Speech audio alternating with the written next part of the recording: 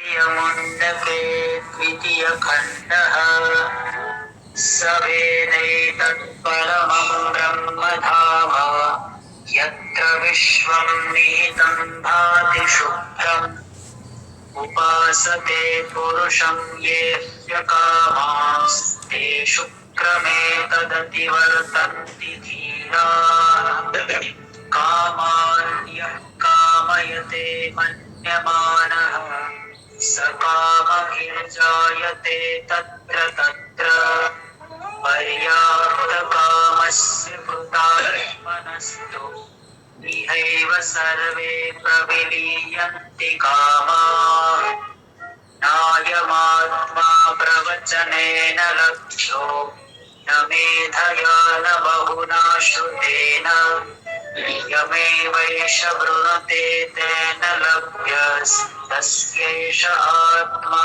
विवृणुते तनुं स्वाम् नायमात्मा बलहीनेन लभ्यो न च प्रमादात् तपसो वाप्यलिङ्गात्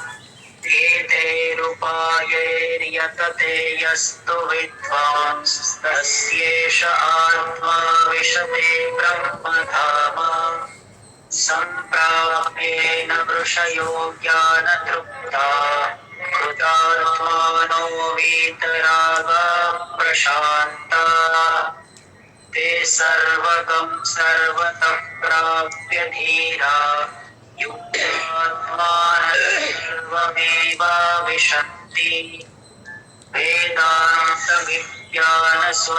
वेदान्तविज्ञानसुनिश्चितार्हाः सन्न्यासयोगाद्यतयः शुद्धसत्त्वाः ते ब्रह्मलोकेषु परान्तकाले परामृतात् परिमुच्यन्ते सर्वे गताः कलाः पञ्चदश प्रतिष्ठा देवाश्च सर्वे प्रतिदेवतासु कर्माणि विज्ञानमयश्च आत्मा परिव्यये सर्व एकीभवन्ति यथा नद्यस्यन्द्रमानाः समुद्रे अस्तं गच्छन्ति नामरूपे विहाय तथा विद्वान् नामरूपाद् विमुक्तः परात् परं पुरुषमुपैति दिव्यम् स यो वै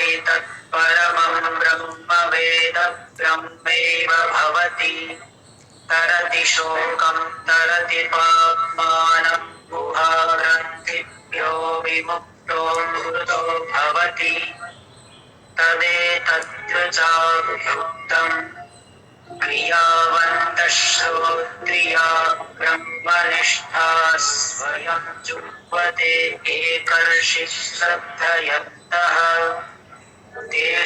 तेषामेवैतां ब्रह्मविद्यां वदेत शिरोव्रतं विधिवत्यैस्तु जीर्णम् तदेतत्सत्यऋषिलं गिरा प्रोवाच एतदजीर्णव्रतोऽधीते नमः परमऋषिभ्यो नमः परमऋषिभ्यः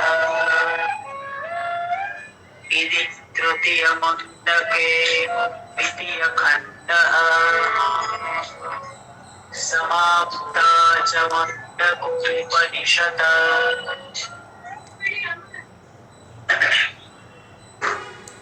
ओम भद्रं कर्णेभिः शृणुयाम देवाः भद्रं पश्येमाक्षभिर्यजत्राः स्थिरैरङ्गैः तुष्टुवागंसस्तनूभिः पेशेम देवहितं यदायुः स्वस्ति न इन्द्रो वृद्धश्रवाः स्वस्ति नः पूषा विश्ववेदाः स्वस्ति नस्तार्क्ष्यो अरिष्टनेमिः स्वस्ति नो बृहस्पतिर्ददातु ओम शांति शांति शांति।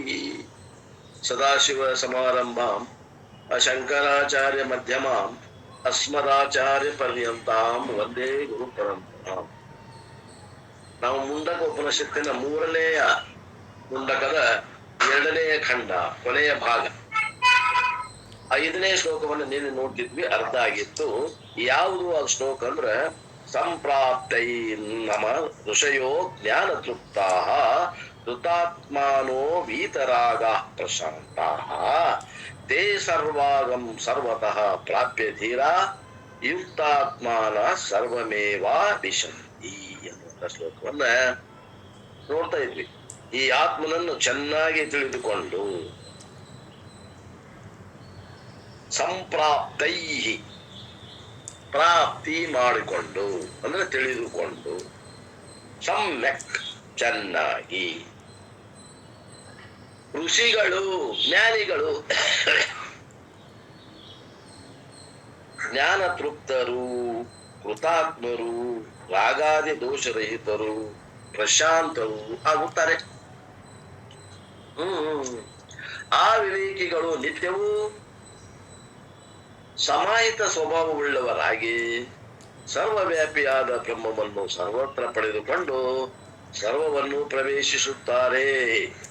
ಅಂದ್ರೆ ಘಟಾಕಾಶವು ಮಹಾಕಾಶವನ್ನು ಸೇರುವಂತೆ ಅವಿದ್ಯಾಕೃತವಾದ ಉಪಾಧಿಯಿಂದ ಆಗಿರುವ ಪರಿಚ್ಛಿನ್ನತ್ವವನ್ನು ಕಳೆದುಕೊಂಡು ಬಿಡುತ್ತಾರೆ, ಭ್ರಮೆಯನ್ನು ಕಳೆದುಕೊಳ್ಳುತ್ತಾರೆ ಅಷ್ಟೇ. ಜ್ಞಾನ ಆದ್ರೆ ಏನಾಕತ್ರಿ? ಏನು ಆಗೋಂಗಿಲ್ರಿ, ಭ್ರಮ ಹೋಗ್ತದ ಅಷ್ಟೆ.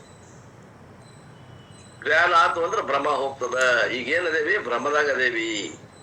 ಹೌದು. ಇಷ್ಟು ವಿಚಾರವನ್ನು ಹೇಳ್ತಾ ನಿನ್ನೆ ಅಪ್ಪವರು ವಿಸ್ತಾರವಾಗಿ ಹೇಳ್ಕೊಂತ ಬಂದ್ರು. ಶುದ್ಧ ಸತ್ವ ಅನ್ನುವಂಥದ್ದು ವೇದಾಂತ ವಿಜ್ಞಾನ ಸುನಿಶ್ಚಿತಾರ್ಥ ಆ ಶ್ಲೋಕವನ್ನು ತೋಡಿದ್ರು. ಸನ್ಯಾಸಿಗಳಿಗೆ ಸ್ವಾಗತ ಮಾಡ್ಬೇಕಾದ್ರೆ ನಮ್ಮ ಪರಂಪರೆಯೊಳಗ ಆ ಮಂತ್ರವನ್ನ ಉಪಯೋಗ ಮಾಡ್ತಾರ. ಆ ಮಂತ್ರವನ್ನ ಹೇಳ್ತಾ ಯತಯಾಹ ಅಂದ್ರೆ ಏನು? ಇದೊಂದು ಶಬ್ದ ಬಂದ ನೋಡಿ, ಯತಯಾಹ ಅಂದ್ರೆ ಸರಿಯಾದ ದಿಕ್ಕಿನಲ್ಲಿ ಸರಿಯಾದ ಸಾಧನೆಯನ್ನ ಸರಿಯಾದ ಸಮಯದಲ್ಲಿ ಮಾಡೋದು.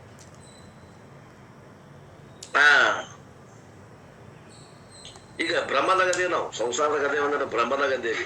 ಸರಿಯಾದ ದಾರಿ ತೋರ್ಸೋರು ಯಾರು ನಮಗ? ನಾವು ಬ್ರಹ್ಮದಾಗ ದಾರಿ ಹುಡುಕೊಂಡ್ರ ಹೆಗಲ ಬದಲಾವಣೆ ಆಗ್ತದ. ಭ್ರಮ ಇಲ್ಲ ನಮ್ಗೆ ದಾರಿ ತೋರಿಸಿದ್ರೆ ಅದು ಏನೋ ಒಂದು ದಾರಿ ಆಗ್ತದೆ. ಈಗೆಲ್ಲ ಏನ್ ನಡೆದದ? ಭ್ರಮದಾಗ ಇದ್ದವರ ದಾರಿ ತೋರ್ಸಾರೆ.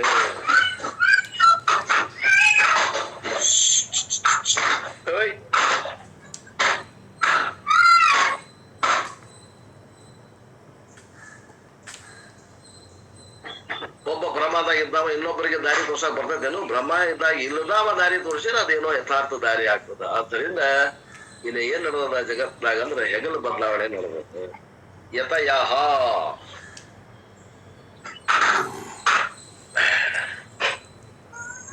ಅಂದ್ರೆ ಮೊದಲ ಕರ್ಮಯೋಗವನ್ನು ಮಾಡಬೇಕು, ಆಮೇಲೆ ಉಪಾಸನ ಯೋಗವನ್ನು ಮಾಡಬೇಕು, ಆಮೇಲೆ ಜ್ಞಾನ ಯೋಗವನ್ನು ಮಾಡಬೇಕು. ಕರ್ಮಯೋಗದಾಗ ಏನ್ ಮಾಡ್ಕೋಬೇಕು? ಮನದೋಷ ಕಳ್ಕೋಬೇಕು, ಅನೇಕ ಜನ್ಮದಲ್ಲಿ ಮಾಡಿದ ಪಾಪವನ್ನು ಕಳ್ಕೋಬೇಕು. ಉಪಾಸನ ಯೋಗವನ್ನು ಮಾಡೋದ್ರಿಂದ ಏನ್ ಕಳ್ಕೋಬೇಕು? ಮನಸ್ಸಿನ ಚಂಚಲತೆಯನ್ನ ಕಳ್ಕೋಬೇಕು. ಮುಂದೆ ಜ್ಞಾನ ಯೋಗದ ಸಾಧನೆ ಅಂದ್ರೆ ಏನು? ಶ್ರವಣ ಮನನ ನಿಧಿಧ್ಯಾಸನ ಇವು ಮೂರನ್ನು ಸಾಧನೆ ಮಾಡುವುದೇ ಜ್ಞಾನ. No complaint should come saying there is no time for me. No, ನನಗೆ ಟೈಮ್ ಇಲ್ರಿ ಅಪ್ಪವ್ರ ಅನ್ನೋದು ಅನ್ನೋಂಗಿಲ್ಲ. ಟೈಮ್ ಮಾಡ್ಕೋಬೇಕು. that he has to adjust. ಯಾರಿಗೆ? ಗೃಹಸ್ಥಗೆ. ಆದ್ರೆ ಸನ್ಯಾಸಿಗೆ ಹಂಗಲ್ಲ. ಸನ್ಯಾಸಿಗೆ ಟೈಮ್ ಭಾಳ ಅದ, ಅವ ಇದಕ್ಕೆ ಈ ಟೈಮ್ ಅನ್ನು ಬಳಸ್ಬೇಕು. So that I can totally commit myself to ಶ್ರವಣ ಮನನ ನಿಧಿಧ್ಯಾಸನಂ. ಹಿಂಗಿರೋದಂತ ಲೈಫಿಗೆ ಏನಂತೆ ನಾವು? ಸನ್ಯಾಸ. ಅಲ್ಲಿ ಕೆಲಸ ಜಾಸ್ತಿ ಇಲ್ಲ, ಉಪಾಸನೆನೂ ಜಾಸ್ತಿ ಇಲ್ಲ. ಏನ್ ಜಾಸ್ತಿ ಅದ? ಶ್ರವಣ ಮನನ ನಿಧಿಧ್ಯಾಸನ. The one who puts efforts in right direction is called ಯತಿ. ಯಾರು ಒಳ್ಳೆ ಅಂದ್ರೆ ಸರಿಯಾದ ದಾರಿಯಲ್ಲಿ ಪ್ರಯತ್ನಶೀಲನಾಗಿದ್ದಾನೋ ಅವನಬೇಕು ಯತಯಃ ಯತಿ ಅಂತ. ಎ ವೆರಿ ಬ್ಯೂಟಿಫುಲ್ ವರ್ಡ್ ಅಂತಾರಪ್ಪ. ಯತಿ ಅಂದ್ರೆ ಬಹಳ ಬಹಳ ಅಗ್ದಿ ಅರ್ಥಗರ್ಭಿತವಾದ ಶಬ್ದ. ಯತಿ means one who spends time for the right cause in the right direction. ಯತಿ ಅಂದ್ರ ಯಾವ ತನ್ನ ಅಮೂಲ್ಯವಾದ ಸಮಯವನ್ನ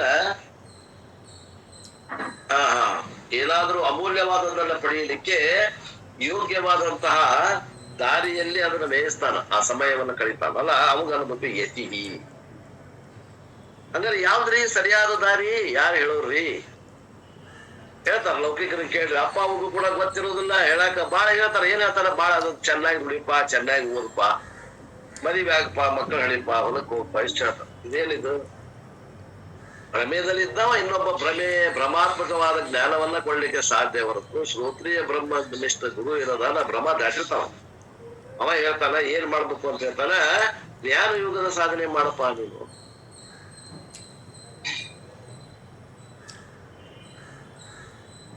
One who spends time for the right cause in the right direction is called yatihi. And what is the direction? Right direction. ಏನು ಸರಿಯಾದ ದಿಕ್ಕು ಯಾವುದು? ಜ್ಞಾನ ಯೋಗ is only the right direction. ಜ್ಞಾನ ಯೋಗ ಒಂದೇ ಸರಿಯಾದ ವಿಷಯ ನಾವು ಪ್ರಯಾಣ ಮಾಡಬೇಕಾಗಿರೋದು. ಎಷ್ಟು ಮಂದಿ ಗೊತ್ತದರಿ? ಗೊತ್ತಿದ್ರು ಎಷ್ಟು ಮಂದಿ ಮಾಡಾಗತ್ತೇವ್ರಿ? ಮಾಡಾಗತ್ರು ಸಿನ್ಸಿಯರ್ ಆಗಿ 100ಕ್ಕೆ 100ರಷ್ಟು ಶ್ರದ್ಧೆಯಿಂದ ಅದರಲ್ಲಿ ನಾವು ಕಾರ್ಯತತ್ಪರರಾಗೇವಿ. ವಿಚಾರ ಮಾಡ್ಕೋಬೇಕು. ಯಾಕೆ ಇಲ್ಲಿ ಹೇಳಾಕತ್ತಾರ? ನಾವು ಮಾಡ್ತಾ ಇಲ್ಲ ಅಂತ ಹೇಳಾಕತ್ತಾರಲ್ಲ, ಅದನ್ನೆಲ್ಲ ತಿದ್ಕೋಬೇಕಲ್ಲ. ಸಾಧನೆಗಳನ್ನ ಮತ್ತೊಮ್ಮೆ ಹೇಳಾಕತ್ತಾರ. ಯಾಕ? ಸಾಧನೆಗಳನ್ನ ಹೇಳಿ ಸಾಧ್ಯವಾದ ಬ್ರಹ್ಮವನ್ನ ತಿಳಿಸಿ ಮತ್ತೆ ಸಾಧನೆಯನ್ನು ಹೇಳಾಕತ್ತಾರ ಅಂದ್ರೆ ಕೆಲವು ಮಂದಿ ಅಧಿಕಾರಿಗಳು ಇನ್ನು ಉಳ್ಕೊಂಡ್ರು, ಅವ್ರ ಸಲುವಾಗಿ ಈ ಸಾಧನೆಗಳನ್ನ ಹೇಳಾಕತ್ತಾರ.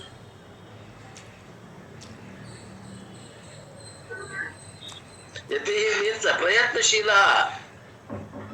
ಯತಿ ಅಂದ್ರ ಪ್ರಯತ್ನದಲ್ಲಿ ತೊಳಗ್ಯಾನವ, ಬಿಟ್ಟಿಲ್ಲ ಪ್ರಯತ್ನ. ನಮ್ಗೆ ನಿಗುದಿಲ್ ಬಿಡ್ರಿ, ಇದು ಅಧ್ಯಾತ್ಮ ಏನ್ರಿ ಏನ್ ತಿಳಿಯಂಗಿಲ್ಲ, ಎಲ್ಲ ಡ್ರೈ ಸಬ್ಜೆಕ್ಟ್ ಅದ, ಒಣ ಒಣ ಅನಿಸ್ತದ, ತಿಳ್ಕೊಳ್ಳೋದು ಬಹಳ ಕಷ್ಟ ಅನಿಸ್ತದ. ಹೌದು, ಕಷ್ಟ ಅನಿಸ್ತದ. ಸ್ಥೂಲ ಬುದ್ಧಿಗೆ ಕಷ್ಟ ಅನಿಸ್ತದ, ಸೂಕ್ಷ್ಮ ಬುದ್ಧಿಗೆ ಇಳಿತದ. ಬುದ್ಧಿ ಸೂಕ್ಷ್ಮ ಮಾಡ್ಕೋ, ಕರ್ಮಯೋಗ ಮಾಡು, ಉಪಾಸನ ಯೋಗ ಮಾಡು, ನಿಷ್ಕಾಮದಿಂದ ಮಾಡು, ಬುದ್ಧಿ ಸೂಕ್ಷ್ಮ ಆಗ್ತದೆ. ಸಾಧನ ಹೇಳ್ಬೇಡ್ರಿ, ಸಾಧ್ಯವಾದಂತಲೇ ಹೇಳ್ರಿ. ಏನಾದ್ರು ಇಲ್ಲಾಂದ್ರೆ ಎಲ್ಲಾ ಸಾಧನೆ ನೀವ ಮಾಡ್ರಿ. ನೀವ ನಮ್ ಬದ್ಲಿ ನೀವ ಮಾಡ್ರಿ. ಸಾಧ್ಯ ಆಗಲ್ಲ. So action is important, enquiry is important. ಪ್ರಯತ್ನಶೀಲ ಯತಿಗೆ ಕರ್ತವ್ಯನೂ ಬೇಕು, ಮತ್ತೇನ್ ಬೇಕು? ವಿಚಾರ ಬೇಕು. ವಿಚಾರದಿಂದ ಕರ್ತವ್ಯನೂ ಉಪಯೋಗ ಇಲ್ಲ, ಕರ್ತವ್ಯ ಇಲ್ಲದಲ್ಲ ವಿಚಾರ ಇದ್ರೂ ಉಪಯೋಗ ಇಲ್ಲ. He enters into self-inquiry, which is called Sannyasa Yoga. Sannyasa Yoga, another name is Jnana. ಅವ ಏನ್ ಮಾಡ್ತಾನ್ರಿ? ಶ್ರವಣ ಮನನ ನಿಧಿಧ್ಯಾಸನ ಮಾಡುವಂತ ಏನ್ ಮಾಡ್ತಾನ? ಅವ ನಾನು ಯಾರು ಅನ್ನೋದ್ರ ಬಗ್ಗೆ ವಿಚಾರ ಮಾಡ್ತಾನೆ. ಈ ನಾನು ಯಾರು ಅನ್ನುವಂತ ವಿಚಾರ ಮಾಡ್ಲಿಕ್ಕೆ ಅನುಕೂಲವಾದಂತಹ ಆಶ್ರಮ ಯಾವುದು ಅಂದ್ರೆ ಅದು ಸನ್ಯಾಸಾಶ್ರಮ. ಅನುಕೂಲವಾದಂತಹ ಸಾಧನೆ ಯಾವುದು ಅಂದ್ರೆ ಅದು ಜ್ಞಾನ ಯೋಗ. ಜ್ಞಾನ ಯೋಗ ಬಿಟ್ಟು ಬೇರೆ ಏನಾದ್ರು ಮಾಡೋದಿಲ್ಲ ಹಾಕತ್ತೇವೆ, ಇಲ್ಲ ಆಗೋದಿಲ್ಲ. ಕರ್ಮ ಮಾಡೋದ್ರಿಂದ ಆಗೋದಿಲ್ಲ, ಧ್ಯಾನ ಮಾಡೋದ್ರಿಂದ ಆಗೋದಿಲ್ಲ. ನಾ ಯೋಗಾಸನ ಮಾಡ್ತೀನಿ ಆಗೋದಿಲ್ಲೋಪ, ಬೇರೆ ಏನ್ರ ಆದೀತು. ಜ್ಞಾನ ಯೋಗ ಆಗೋದಿಲ್ಲ.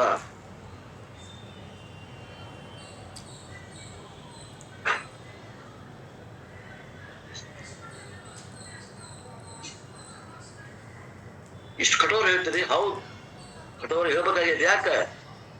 ಇಷ್ಟೊತ್ತನ ಎಲ್ಲಾ ಸೂಕ್ಷ್ಮವಾಗಿ ಹೇಳಿದ್ವಿ, ತಿಳಿರ್ಲಿಲ್ಲಲ್ಲ, ಮುಖ ಅಳ್ಳಿಲ್ಲ ಶಿಷ್ಯಂದು. ವೈ ಇಸ್ ಜ್ಞಾನ ಯೋಗ ಇಸ್ ಕಾಲ್ಡ್ ಸನ್ಯಾಸ ಯೋಗ? ಇಲ್ಲಿ ಜ್ಞಾನ ಯೋಗಕ್ಕೆ ಸನ್ಯಾಸ ಯೋಗ ಅಂತ ಯಾಕಂತಾರ್ರಿ? ಯಾಕಂತಾರಂದ್ರ Vedic concept of the society, ಸಮಾಜದ ಒಂದು ಹೆಂಗಿರ್ಬೇಕು ಅನ್ನುವಂಥದ್ದು ವೇದ ನಿರ್ಣಯ ಮಾಡಿದೆ. ಪ್ರಮಾಣ, ವೇದ ಪ್ರಮಾಣ ಕೇಳರ್ಗೆ. ಆ ವೇದ ಪ್ರಮಾಣ ಹೇಳ್ತದ, ಏನಂತ ಹೇಳ್ತದ? ಗೃಹಸ್ಥಾಶ್ರಮಿಗೆ ಕರ್ಮಯೋಗ ಪ್ರಧಾನ, ವಾನಪ್ರಸ್ಥನಿಗೆ ಉಪಾಸನ ಯೋಗ ಪ್ರಧಾನ, ಸನ್ಯಾಸಾಶ್ರಮಿಗೆ ಜ್ಞಾನ ಯೋಗ ಪ್ರಧಾನ. ಹಿಂಗೆ ಹೇಳ್ತದ. ಪ್ರಧಾನ ಅಂತಿರಲ್ರಿ, ಏನ್ರಿ ಇದು ಪ್ರಧಾನ? ಜನರ ಹೆಚ್ಚಿನ ಕಾಲ ಆ ಆಶ್ರಮದ ಇದ್ದವ ಆ ಸಾಧನೆಯನ್ನು ಮಾಡಬೇಕು ಅಂತ. ಉಳಿದ ಸಾಧನೆಗಳು ಇಲ್ಲ ಅಂತಲ್ಲ, ಅವು ಇದ್ರೂ ಗೌಣ ಕಡಿಮೆ. ಕರ್ಮಯೋಗ ಉಪಾಸನ ಯೋಗ ಕಡಿಮೆ ಇದ್ದು ಸನ್ಯಾಸ ಯೋಗ ಅಂದ್ರೆ ಜ್ಞಾನ ಯೋಗ ಹೆಚ್ಚಿಗೆ ಇರ್ತದ ಅವ್ರ ಸನ್ಯಾಸಾಶ್ರಮ ಅಂತ ತಿಳ್ಕೊಡ್ರಿ. ಕರ್ಮಯೋಗದಾಗ ಏನಿರ್ತದ, ಗೃಹಸ್ಥಾಶ್ರಮ ಇರ್ತದ, ಅಲ್ಲಿ ಏನಿರ್ತದ, ಅಲ್ಲಿ ಧ್ಯಾನ ಮತ್ತು ಜ್ಞಾನ ಕಮ್ಮಿ ಇರ್ತದ, ಕರ್ಮ ಜಾಸ್ತಿ ಇರ್ತದ. ಅದಕ್ಕಂತಾರ ಗೃಹಸ್ಥಾಶ್ರಮ. ವಾನಪ್ರಸ್ಥಾಶ್ರಮದಾಗ ಏನದ, ಅಲ್ಲಿ ಧ್ಯಾನ ಯೋಗ ಜಾಸ್ತಿ ಅದ, ಕರ್ಮ ಕಮ್ಮಿ, ಜ್ಞಾನನೂ ಕಮ್ಮಿ. ಪ್ರಧಾನ ಅಂದ್ರೆ ಹಿಂಗ ಅರ್ಥ ಮಾಡ್ಬೇಕು. ಪ್ರಾಚುರ್ಯ ಅಂತ ಶಬ್ದ ಉಪಯೋಗ ಮಾಡ್ತಾರ ನೋಡ್ರಿ. ಆ ಹಳ್ಳಿ ಬ್ರಾಹ್ಮಣರ ಊರು ಅಂತಾರ. ಅಂದ್ರೆ ಅಲ್ಲಿ ಬ್ರಾಹ್ಮಣರು ಅದಾರಲ್ಲ, ಉಳ್ದೋರಿಲ್ಲ, ಅದಾರ.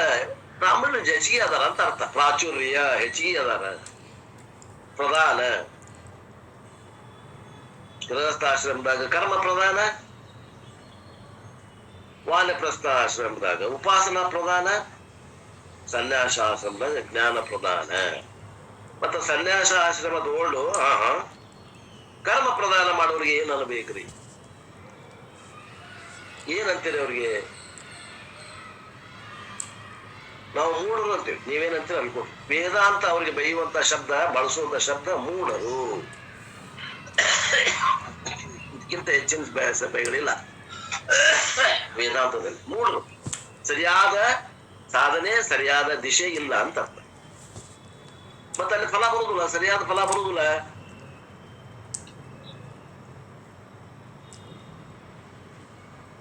Because Grihasthashrama is conducive infrastructure, money is there, team is there, family is there, wife is there, children are there, grandchildren are there, lot of members are there, money is there, etc. etc. ಗೃಹಸ್ಥಾಶ್ರಮದಾಗ ಇಷ್ಟೆಲ್ಲಾ ಮಂದಿಗೆ ಜವಾಬ್ದಾರಿ ಅದ, ಹೆಂಡತಿ ಅದ, ಮಕ್ಕಳದಾರ, ಅಜ್ಜ ಅದಾರ, ಮಗ ಅದಾರ, ಮೊಮ್ಮಗ ಅದಾನ, ಹಣ ಐತಿ, ಎಲ್ಲಕ್ಕಿಂತ ಹೆಚ್ಚಿಗೆ ಹಣ ಐತಿ. ಇವೆಲ್ಲವನ್ನ ಸಂಭಾಳಿಸ್ಬೇಕು. ಆದ್ರಿಂದ ಕರ್ಮ ಪ್ರಧಾನ. ಅಲ್ಲಿ ಜ್ಞಾನ ಇರಬಾರ್ದು ಅಂತಲ್ಲ, ಕಡಿಮೆ. ಉಪಾಸನ ಇರಬಾರ್ದು ಅಂತಲ್ಲ, ಕಡಿಮೆ. ತಿಳ್ಕೊಡ್ರಿ. ಇವ್ರು ಪಂಚಮಹಾಯಜ್ಞ. A family big means karmayoga is big there. ಪಂಚಮಹಾಯಜ್ಞಗಳನ್ನ ಮಾಡಿ, ನಿಷ್ಕಾಮದಿಂದ ಮಾಡಿ, ಅಂತಃಕರಣ ಶುದ್ಧಿ ಮಾಡ್ಕೊಳಾಕ ಗೃಹಸ್ಥಾಶ್ರಮ ಇಟ್ಟಾರ.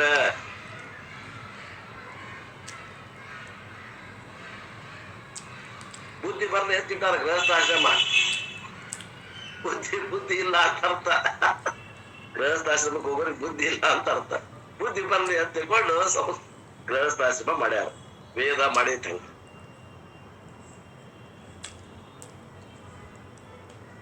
ಸನ್ಯಾಸ ಆಶ್ರಮ is associated with ಜ್ಞಾನ ಯೋಗ. therefore ಜ್ಞಾನ ಯೋಗ is called ಸನ್ಯಾಸ ಯೋಗ. ಆದ್ರಿಂದ ಜ್ಞಾನ ಯೋಗ ಸನ್ಯಾಸ ಯೋಗ ಹೊಂದ್ಸ್ಯಾರ. If a grihasthashrama has to follow ಜ್ಞಾನ ಯೋಗ, it is not impossible.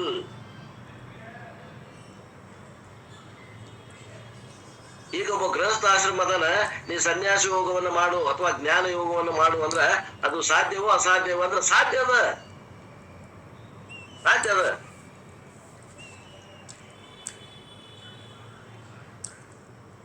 ಆದ್ರ ಕಷ್ಟ ಸಾಧ್ಯ ಅದ. ಯಾಕಂದ್ರ ಅವಾಗ ಬಹಳ ಜವಾಬ್ದಾರಿ ಅದಾವ. ಧನ್ಯೋ ಗೃಹಸ್ಥಾಶ್ರಮಿ ಅಂದ್ರ ಒಬ್ಬ ಬ್ರಹ್ಮಚರ್ಯದ ಹಿಡ್ಕೊಂಡು ವಾನಪ್ರಸ್ಥ ಮತ್ತು ಸನ್ಯಾಸಾಶ್ರಮದ ಜೀವಿಗಳು ಈ ಗೃಹಸ್ಥನ ಮ್ಯಾಗ ಅವಲಂಬಿತರಾದಾರ ಆಗ್ಯಾರ. ಅವರ ಒಂದು ಅನ್ನ, ಅವರ ವಸತಿ, ಅವರ ಏನದ ಮೂಲಭೂತ ಸೌಕರ್ಯಕ್ಕಾಗಿ ಗೃಹಸ್ಥನ ಮ್ಯಾಗ ಅವ ಅವಲಂಬಿತನಾಗ್ಯಾನ. ಅವಾಗ ಬಹಳ ಜವಾಬ್ದಾರಿ ಅದಾವ. ಅವೆಲ್ಲವನ್ನ ಅವ ನಿಯಮಿತವಾಗಿ ಮಾಡಬೇಕಾಗ್ತದ. ಹಾಗಾಗಿ ಕೂಡ ವಾರಕ್ಕೆ 1 ತಾಸು ಶ್ರವಣಕ್ಕೆ ಮಾವ ಟೈಮ್ ತೆಗೆದಿಟ್ಟಂದ್ರ ಅದ ನಡೀತದ, ಮಾಡ್ಬಹುದು. ಏನ್ ದೊಡ್ಡ ಮಾತಲ್ಲ. ವಾರಕ್ಕೆ 1 ತಾಸ್ರಿ. ಹಗರ್ಕ ವಾರಕ್ಕೆ 2 ತಾಸು, ಹಗುರ್ಕ ವಾರಕ್ಕೆ 3 ತಾಸು, ಹಗರ್ಕ ವಾರಕ್ಕೆ 7 ತಾಸು, ಅಂದ್ರ ದಿನಕ್ಕೆ 1 ತಾಸು, ಹಂಗ ದಿನಕ್ಕೆ 1.5 ತಾಸು, ಹಂಗ ದಿನಕ್ಕೆ 2 ತಾಸು. ಹಿಂಗ ಹೆಚ್ಚಿಗೆ ಮಾಡ್ಕೊಂತ ಹೋಗ್ಬೇಕು.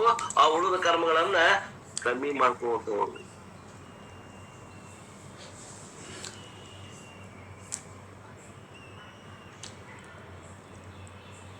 ನಿಮ್ಗ ಟೈಮ್ ಇಲ್ಲ ಇಲ್ಲ ಅಂತ ತಿಳ್ಕೊಂಡು ನಾನು ಪ್ರತಿ ಕ್ಲಾಸ್ನಾಗ ಹಿಂದೆ ಏನ್ ಹೇಳಿದ್ದೆ ಅಂತ ತಿಳ್ಕೊಂಡು 15 ನಿಮಿಷ ರಿವಿಷನ್ಗೆ ನಾನು ಟೈಮ್ ಕರೀತೀನಿ. ಒಂದ್ ವೇಳೆ ನೀವ ನೋಡ್ಕೊಂಡು ಬಂದಿದ್ರೆ ಅಂದ್ರೆ ಆ 15 ನಿಮಿಷನು ಕೂಡ ಶಾಸ್ತ್ರವನ್ನ ಮುಂದುವರಿಸಬಹುದಾಗಿತ್ತು.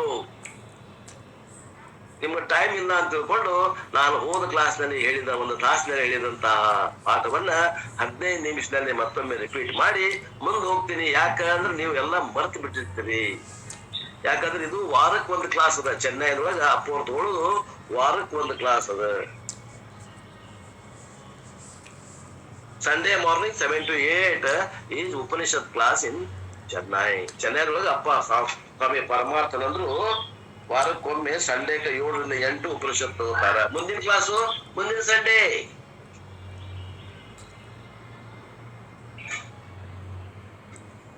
ಅದನ್ನ ಹೆಚ್ಚಿಗೆ ಮಾಡ್ಕೊಂತ ಹೋಗ್ಬೇಕು. ಯಾಕ ಈಗ ಗೃಹಸ್ಥರಿಗೆ ಉಪದೇಶ ಮಾಡಕತ್ತಾರಲ್ಲ, ಅವ್ರ ಗೃಹಸ್ಥರಿಗೆ ಕರ್ಮ ಪ್ರಧಾನ ಜೀವನದ,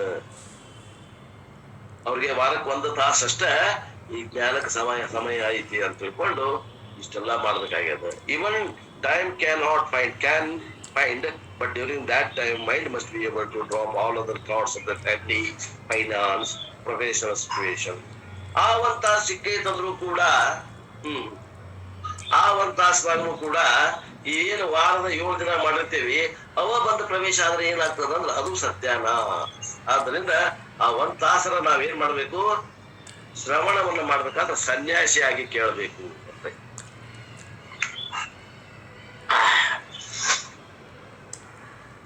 ಆದ್ದರಿಂದ ದಟ್ ಇಸ್ ಕಾಲ್ಡ್ ರಿಯಲ್ ಸನ್ಯಾಸ. ಈ 1 ತಾಸರ ನೀನು ಸನ್ಯಾಸಿ ಅದೇನಿ ಅಂತ ಕೇಳಿದಪ್ಪ ಅಂದ್ರ ಅದರ ಪೂರ್ಣ ನಮ್ಗ ಗೊತ್ತಾಯ್ತು ಅಂದ್ರ ನಿಮ್ಗೆ ಅನ್ಬೇಕು ಸನ್ಯಾಸಿ, ನೀನು ಸನ್ಯಾಸಿಗತೆ ಏನು ಫರಕಿಲ್ಲ. ಸೊ ಆದ್ರಿಂದ ಈ ಗೃಹಸ್ಥ ಆದವ ಶ್ರವಣ ಕಾಲದಲ್ಲಿ ಯಾವುದೋ ಲೌಕಿಕ ವಿಚಾರ ಮಾಡ್ದನ ಕೇವಲ ಶಾಸ್ತ್ರ ಶ್ರವಣ ಮಾಡಿದ್ದಂದ್ರ ಅವಾಗ ಅನ್ಬೇಕು ಮಾನಸಿಕ ಸನ್ಯಾಸಿ.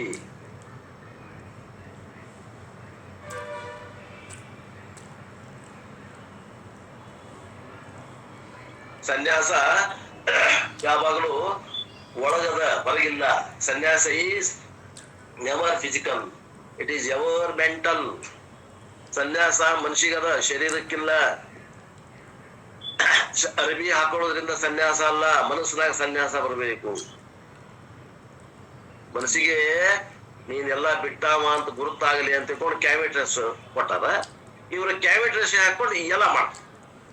ಸ್ವಾಮಿ ಚಿನ್ಮಯಾನಂದ, ನಮ್ಮ ಅಪ್ಪೋರು ಚಿನ್ಮಯಾನಂದ ಅಂತಿದ್ರು. Used to conduct spiritual camps. ಅವ್ರ ಆಧ್ಯಾತ್ಮಿಕ ಶಿಬಿರಗಳನ್ನು ಏರ್ಪಡಿಸ್ತಿದ್ರು. ಅವ್ರು ಬಹಳ ಒಂದು ಚೆನ್ನಾಗಿರುವಂತಹ ಒಂದು ವ್ಯವಸ್ಥೆಯನ್ನು ಮಾಡಿದ್ರಂತೆ. ಏನದು ವ್ಯವಸ್ಥೆ ಹೇಳ್ತಾರ, all the campers were given a temporary overcoat in orange colour. ಯಾರ್ಯಾರು ಶಿಬಿರಕ್ಕೆ ಬರ್ತಾರ ಅವ್ರ ಶಿಬಿರ 7 ದಿವಸ ಶಿಬಿರ,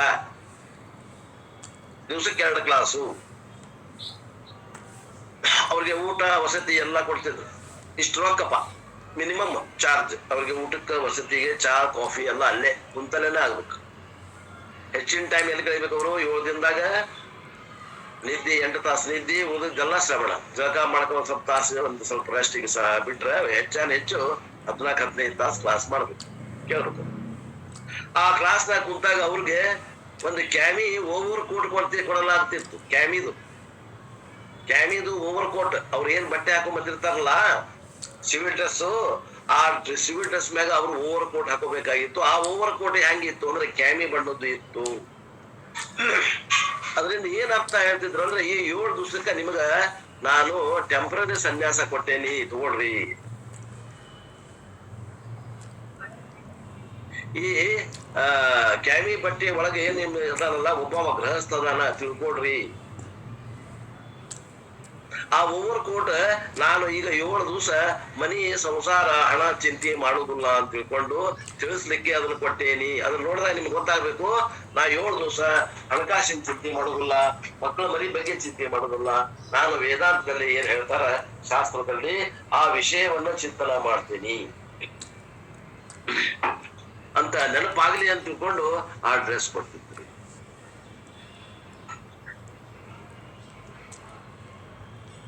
Seven days you are not husband, not wife, not father, not mother, not brother, nothing. Renounce all of them. 7 ದಿನ ನೀ ತಂದೆ ಅಲ್ಲ, ಯಾರಿಗೂ ತಂದೆ ಅಲ್ಲ. ನೀನ್ ಯಾರಿಗೂ ಗಂಡ ಅಲ್ಲ, ಯಾರಿಗೂ ಮಗ ಅಲ್ಲ, ಯಾರಿಗೂ ಮೊಮ್ಮಗ ಅಲ್ಲ, ಯಾರಿಗೂ ಅಜ್ಜ ಅಲ್ಲ. 7 ದಿವಸ ಮಟ್ಟಿಗೆ 7 ದಿವಸ ಮಟ್ಟಿಗೆ ಮತ್ತೆ ಬಿಡ್ತಾರಲ್ಲ, ಅವಾಗ ಹೋಗಿದ್ನ ಅಪ್ಕೊಡ್ರಿ ಬೇಡ ನಂಗೆ. Used to say like that. ಅವ್ರು ಹೇಳ್ತಿದ್ರಂತೆ. Then at the end of the cap, he will give an option ಕೊಡ್ತಿದ್ರು. ಏನಂತ? You can give the coat back or you can take the coat with you. ನೀವು ಆ ಕೊಟ್ಟಿದ್ದನ್ನ coat ಹೊರಗೆ ಕೊಡಬಹುದು, ಅಥವಾ ಬೇಕಂದ್ರೆ ಹಾಕೊಂಡು ಹೋಗಬಹುದು. ಮನೆಯೊಳಗೂ ನೀವು ಹಾಕೊಂಡು ಶ್ರವಣ ಮನನ ಮಾಡುವಂತ ಇದನ್ನ ಹಾಕೊಂಡು ಕೂಡ್ರಿ.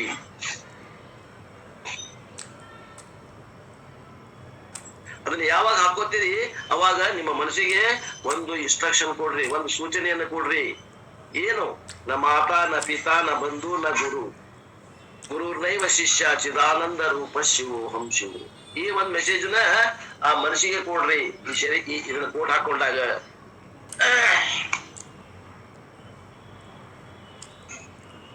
ಸ್ವರ್ಗಲೋಕ ಪರಿತ್ಯಾಗ ವಿತೌಟ್ ಇನ್ನರ್ ಸನ್ಯಾಸ ವೇದಾಂತ ವಿಲ್ ನಾಟ್ ವರ್ಕ್. ಸನ್ಯಾಸ ಇಲ್ಲದನ ವೇದಾಂತ ಕೆಲಸ ಮಾಡು ಅಂದ್ರೆ ಆಗುವುದಿಲ್ಲ. ಬರೆದಿಟ್ಕೊಂಡ್ಬಿಡ್ರಿ. ಸನ್ಯಾಸ 10 ಪೈಸೆ ಇತ್ತಂದ್ರೆ 10 ಪೈಸದಷ್ಟ ಜ್ಞಾನ ಆಗ್ತದೆ. ಸನ್ಯಾಸ 4 ಅಣೆದಷ್ಟು ಐತಿ ಅಂದ್ರೆ 4 ಅಣೆದಷ್ಟ ಜ್ಞಾನ. ಸನ್ಯಾಸ ರೂಪಾಯಿ ಇದ್ರೆ ರೂಪಾಯಿ ಜ್ಞಾನ ಆಗ್ತದೆ. ರೂಪಾಯಿ ಜ್ಞಾನ ಬೇಕೋ 1 ಪೈಸಾ ಜ್ಞಾನ ಬೇಕೋ ವಿಚಾರ ಮಾಡ್ರಿ. ಸನ್ಯಾಸ ಜ್ಞಾನ ಇಲ್ಲದ ಅದು ಸನ್ಯಾಸ ಅಳವಡುವುದಿಲ್ಲ. ಅದು ಏನ್ ಹೇಳ್ತದ ನಮಗ್ ಸಿಗುವುದಿಲ್ಲ, ತಿಳಿದಿದ್ರು ಉಳಿಯುವುದಿಲ್ಲ.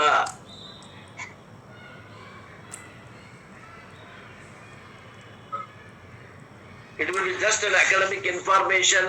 ನಾವ್ ಹೆಂಗ ಶಾಲೆ ಕಲಿತೀವಿ ಪಾಠ, physics, chemistry, biology, economics, arithmetic ಹೆಂಗ್ ಕಲಿತೀವಿ ಹಂಗ ಇದು ಒಂದ್ ಏನೋ ಪಾಠ ಆದೀತ ಹೊರತು ಅದರ ತಾತ್ಪರ್ಯ ನಮಗ್ ಗ್ರಹಣ ಆಗುದಿಲ್ಲ. ಅಂತೇನೆ ಏನಿಲ್ಲಂದ್ರ ನಮ್ಮಲ್ಲಿ ವೈರಾಗ್ಯ ಇಲ್ಲಂದ್ರೆ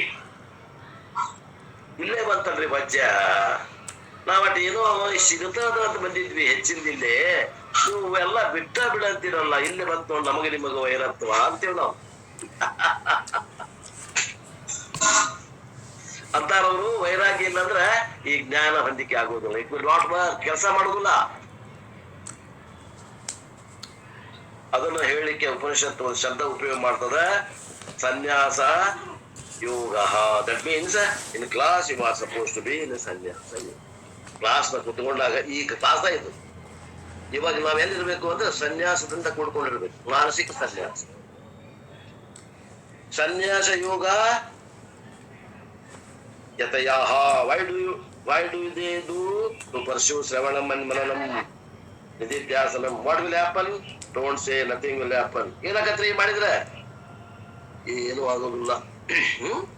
ಮತ್ತೆ ಇಷ್ಟೆಲ್ಲ ಬಿಟ್ಟು ಇಷ್ಟೆಲ್ಲ ಸಂಸಾರದ ವಿಷಯ ಬಿಟ್ಟು ತ್ಯಾಗ ಮಾಡಿ ಶ್ರವಣ ಮನ ನಿಧಿಧ್ಯಾಸನ ಮಾಡಿದ್ರೆ ಏನೂ ಆಗೋದಿಲ್ರಿ. ಏನೂ ಆಗೋದಿಲ್ಲ ಎಲ್ಲ ಆಗ್ತದೆ. ಏನೂ ಆಗೋದಿಲ್ಲ. ಯಾಕ? ಎಲ್ಲ ಹಿಂಗೆ ಇರ್ತದೆ. ಯಾವ್ದು ಬದಲಾವಣೆ ಆಗೋದಿಲ್ಲ. ಮತ್ತೆ ಏನ್ ಬದಲಾವಣೆ ಆಗ್ತದೆ? ನೀವೊಬ್ಬ ಬದಲಾವಣೆ ಹಾಕಿಲ್ಲ. ಒಬ್ಬವ ಮೂರ್ಖ ಈ ಜಗತ್ತಿನಾಗಿಂದ ಕಮ್ಮಿ ಆಗ್ತಾನೆ. ಇಷ್ಟು ಬದಲಾವಣೆ ಆಗ್ತದೆ. ಒಬ್ಬ ಮೂರ್ಖ ಜ್ಞಾನಿ ಆಗ್ತಾನ. ಜಗತ್ತು ಹಂಗ ಇರ್ತದ. ಜಗತ್ನಾಗ ಮಂದಿನೂ ಹಂಗ ಇರ್ತಾರ. ಎಲ್ಲಿ ಬದಲಾವಣೆ ಆಗ್ತದ? ನನ್ನೊಳಗೆ ಬದಲಾವಣೆ ಆಗ್ತದ. ಜಗತ್ತಿನಲ್ಲಿ ಏನೂ ಬದಲಾವಣೆ ಆಗುದಿಲ್ಲ. ಏನೂ ಆಗುದಿಲ್ಲ ಅಂದ್ರೆ ಎಲ್ಲಿ? ಜಗತ್ತಿನಲ್ಲಿ ಏನೂ ಆಗುದಿಲ್ಲ. ಎಲ್ಲಾ ಬದಲಾವಣೆ ಆಕೈತ ಅಂದ್ರೆ ಎಲ್ಲಿ? ನನ್ನೊಳಗೆ ಬದಲಾವಣೆ, ನಾನು ನೋಡುವ ದೃಷ್ಟಿಕೋನ ಬದಲಾವಣೆ ಆಗ್ತದ. ಮಾತಿನ ಅರ್ಥ ತಿಳ್ಕೊಳ್ರಿ.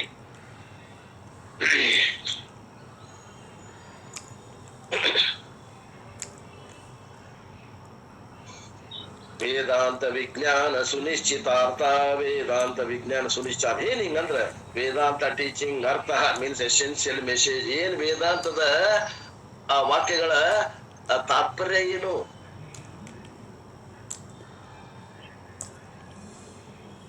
ವೇದಾಂತ ಎಲ್ಲಾ ವಿಷಯ ಹೇಳ್ತತಿ.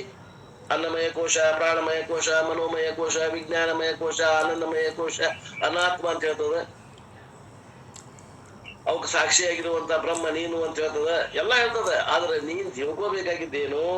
ಇವೊಂದು many things are said. What is the central teaching of Vedanta? अंदर की बात क्या है? ಏನ್ ರಹಸ್ಯ? ವೇದಾಂತ ಹೇಳುವ ರಹಸ್ಯ ಏನು?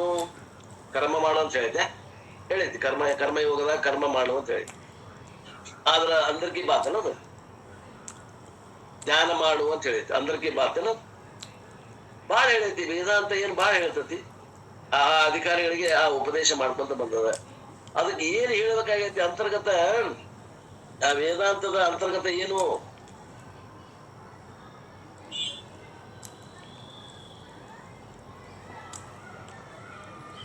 ರಾಮಾಯಣ ಹೇಳಕತ್ತ ಬಾಜು ಮನೆಯಕ್ಕೆ ಮಜ್ಜಿಗೆ ಬೇಕಾಗಿ ಅವ ಹೇಳಕತ್ತ ಆಕಿದ ಅಂತರ್ಗತ ಏನು? ಮಜ್ಜಿಗೆ ಬೇಕಾಗೈತಿ. ಹಂಗ ವೇದಾಂತದ ಅಂತರ್ಗತ ಏನು?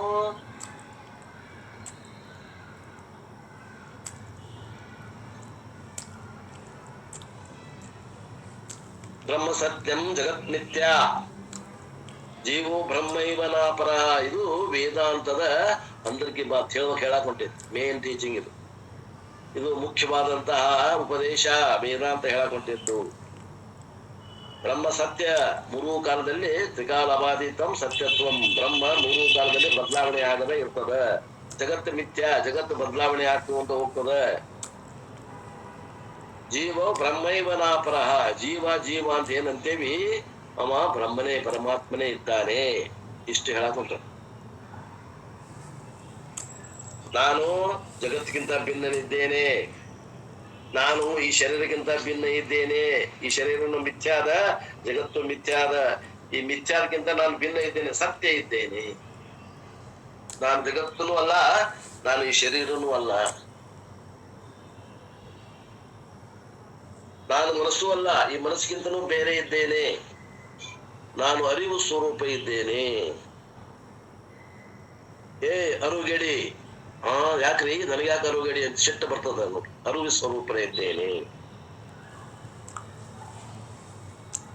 ಇದು ಒಂದೇ ಸಂದೇಶ ವೇದಾಂತ ಕೊಡುವುದು.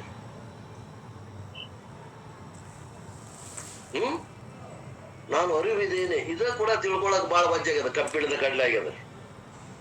ನಾನು ಅರಿವು ಇದ್ದೇನೆ ಅನ್ನೋದ ನಮಗೆ ಮೊದಲ ತಿಳ್ಕೊಳಾಕ ಕಬ್ಬಿಣದ ಕಡ್ಲೆ ಆಗ್ಯದ. ನಾನು ಶರೀರ ಮನಸ್ಸು ಅಂತ ತಿಳ್ಕೊಂಡೇನಿ, ಇದು ಯಾವ್ದು ನೀನಲ್ಲ, ನೀ ಅರುವುದು ಅಂತ ಹೇಳ್ತಲ್ಪ ಶಾಸ್ತ್ರ. ಅರುವಂತ ಮತ್ತೆ ನಿತ್ಯ ಅಂತ. ನಮಗ ಅರಿವು ನಿತ್ಯ ಅನ್ನೋದು ಎಲ್ಲೂ ಅಲ್ಪ ಕಲ್ಪನಾ ಬಂದಿಲ್ಲ. ಎಲಿ ಅಡಿಕೆ ಸುಣ್ಣ ಹಾಕಿ ಬಾಯಾಗ ಹಾಕೊಂಡ ಕೆಂಪ ಬಣ್ಣ ಹೆಂಗ್ ಹೊಸದಾಗಿ ಬರ್ತದ, ಹಂಗ ಈ ಶರೀರದಾಗ ಅರಿವು ಅನ್ನೋದು ಹೊಸದಾಗಿ ಬಂದದ.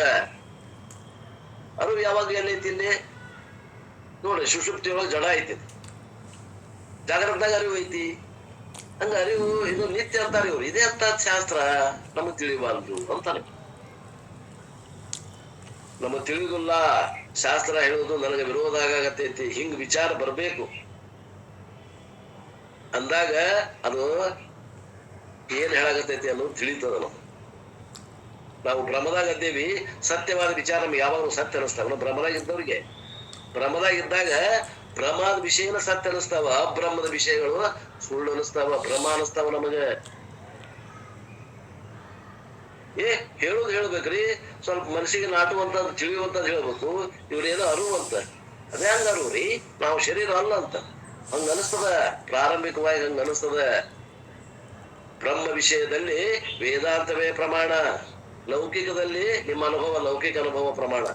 ಅಲ್ಲಿ ನಾವು ಕೈ ಹಾಕಂಗಿಲ್ಲ, ಇಲ್ಲಿ ನೀವು ಕೈ ಹಾಕ್ಬೇಡ್ರಿ. ನಿಮ್ಮ ಅನುಭವ ತೊಗೊಂಬಂದು ಇಲ್ಲಿ ತೋರಿಸ್ಬೇಡ್ರಿ. ಪಾರಮಾರ್ಥಿಕ ವಿಷಯದಾಗ ವೇದಾಂತವೇ ಪ್ರಮಾಣ.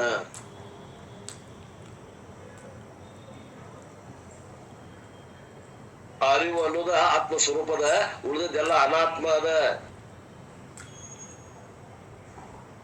ಇದಕ್ಕಂತಾರ ಆತ್ಮನಾತ್ಮ ವಿವೇಕ. ಆತ್ಮ ನಾನಂತ ತಿಳಿದು ಅನಾತ್ಮವನ್ನು ನಾನಲ್ಲ ಅಂತ ಬಿಡುದು, ಅಲ್ಲಿ ಆತ್ಮಜ್ಞಾನ ಅನಿಸ್ಕೋತದ.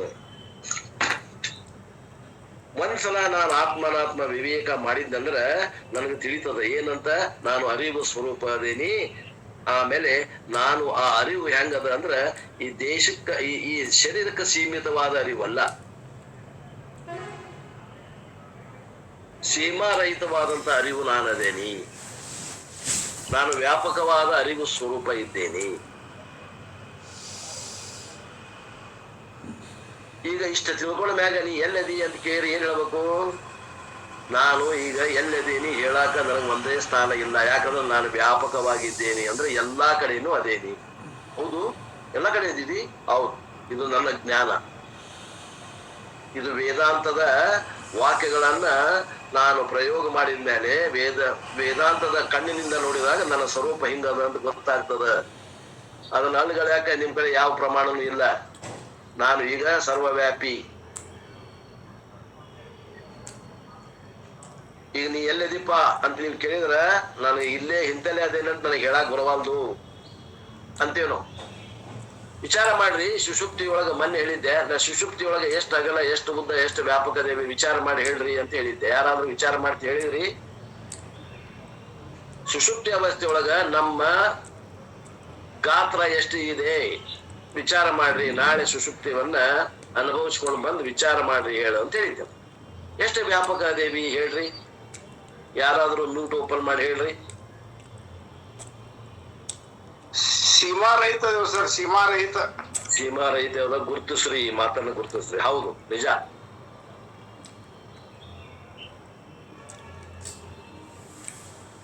ಆತ್ಮಸ್ವರೂಪದಿಂದ ನಾವು ಸೀಮಾರಹಿತ ದೇವಿ ಆತ್ಮೀಯರೇ. ಶರೀರದಿಷ್ಟೆಯಿಂದ ಈ ಕೋಣೆಯೊಳಗ, ಈ ಒಂದು ರೂಮ್ನೊಳಗ, ಒಂದು ಕುರ್ಚಿ ಮ್ಯಾಗ ಸೀಮಿತ ಆಗೇನೇನೋ ಅಂತ ಅನಿಸ್ತದ. ಇದು ಭ್ರಮೆ, ಇದು ಭ್ರಮೆ. ಆದ್ದರಿಂದ ಮೊದಲು ಏನಂತಿದ್ವಿ ಅಜ್ಞಾನ ಕಾಲದಾಗ, ನಾನು ಈ ಜಗತ್ತಿನಲ್ಲಿ ಇದ್ದೇನೆ ಅಂತಿದ್ದ. ಈಗಂತಾನ ಈ ಜಗತ್ತು ನನ್ನಲ್ಲಿ ಇದೆ ಅಂತಾನ. ಇಷ್ಟು ಫರಕ್ ಆಗ್ತದ ನೋಡ್ರಿ. ನಮ್ಮೊಳಗೆ ಇಷ್ಟು ಫರಕ್ ಆಗ್ತದ, ಹೊರಗಿನ ಜಗತ್ ಹಂಗ ಇರ್ತದ. ಇದನ್ನ ಹೇಳಕ್ ಹೊಂಟಿದ್ರು ಆಗಲೇ. And then the final jump, the toughest jump is, compulsory jump is the entire world, the material world which exists in me is nothing but nama ರೂಪ. ಇನ್ನೂ ಒಂದು ಮತ್ ಹಂತ ಹೋಗ್ತದ ವೇದಾಂತ, ಇನ್ನೂ ಒಂದು ಹಂತ ಹೋಗ್ತದ. ಇನ್ನೂ ಒಂದು ಕಬ್ಬಿಣದ ಕಡಲೆ ಏನಂದ್ರ ಒಂದು ಸ್ಟೆಪ್ ಮುಂದೆ ಹೋಗ್ತದೆ. ಹೇಳ್ತದ, ಈ ಜಗತ್ತು ಅನ್ನುವಂಥದ್ದು ಏನೈತಿ ಇದು ಕೂಡ ಪ್ರಕೃತಿ ಮಾತ್ರ. ಇದು ಜಡ ಅದ, ಇದು ನನ್ನಲ್ಲಿ ಇದೆ. ಇದಕ್ಕ ಬರೇ ನಾಮರೂಪ ಐತಿ. ಅದಕ್ಕ ತನ್ನದೇ ಆದಂತ ಅಸ್ತಿತ್ವ ಇಲ್ಲ. ಅದು ತನ್ನ ಇರುವಿಕೆಗೆ ನನ್ನನ್ನು ಅವಲಂಬಿಸಿಕೊಂಡದ. ಆ ಇರುವಿಕೆ ಅನ್ನೋದು ಜಗತ್ತು ಇದೆ ಅನ್ನುವಂಥದ್ದು, ಆ ಇದೆ ಅನ್ನುವಂಥದ್ದು ನನ್ನಿಂದ ಕೈಗಳ ತೆಗೆದುಕೊಂಡು, ಅಂದ್ರೆ ಆತ್ಮನಿಂದ ಕೈಗಳ ತೆಗೆದುಕೊಂಡು ತೋರ್ತಾ ಇದೆ. ಅದಕ್ಕೆ ನಿಜವಾದ ಇರುವಿಕೆ, ಸ್ವತಂತ್ರವಾದ ಇರುವಿಕೆ ಇಲ್ಲ. ಆ ಸ್ವತಂತ್ರ ಇರುವಿಕೆ ಇಲ್ಲ ಅನ್ನೋದಕ್ಕೆ ನಾವೇನಂತೇವಿ? ಮಿಥ್ಯಾ. ಮಿಥ್ಯಾ ಅನ್ನುವಂಥ ಶಬ್ದವನ್ನ ಶಾಸ್ತ್ರಕಾರರು ಬಳಸ್ತಾರ. ಶಾಸ್ತ್ರೀಯ ಶಬ್ದ. ಏನು ಮಿಥ್ಯಾ ಅಂದ್ರ ಕಣ್ಣಿಗೆ ತೋರ್ತದ, ವಿಚಾರ ಮಾಡಿದ್ರೆ ಇರುವುದಿಲ್ಲ. ಅದು ಸತ್ತು ಅಲ್ಲ, ಅದು ಅಸತ್ತು ಅಲ್ಲ. ಸತ್ ಅಸತ್ ವಿಲಕ್ಷಣ ಬಾಧಾ ಯೋಗ್ಯ ಸ್ವರೂಪವುಳ್ಳದ್ದು ಮಿಥ್ಯೆ. ಅದು ಸತ್ಯನ ಅನ್ನಕ್ ಬರಂಗಿಲ್ಲ, ಅದು ಅಸತ್ಯನ ಅನ್ನಕ್ ಬರಂಗಿಲ್ಲ. ಭಗವಂತನ ಗತೆ ಅದು ಮೂರೂ ಕಾಲದಲ್ಲಿ ಬದಲಾವಣೆ ಆಗದೆ ಇರುವಂತಹ ಸತ್ಯ ಅನ್ನಕ್ ಬರಂಗಿಲ್ಲ. ಬಂಜೆಯ ಮಗನಂತೆ ಅಸತ್ಯ ಅನ್ನಕ್ಕೂ ಬರುವುದಿಲ್ಲ. ಇವು ಎರಡರ ನಡುವಿನ ಸ್ಥಿತಿ ಸತ್ ಅಸತ್ ವಿಲಕ್ಷಣ.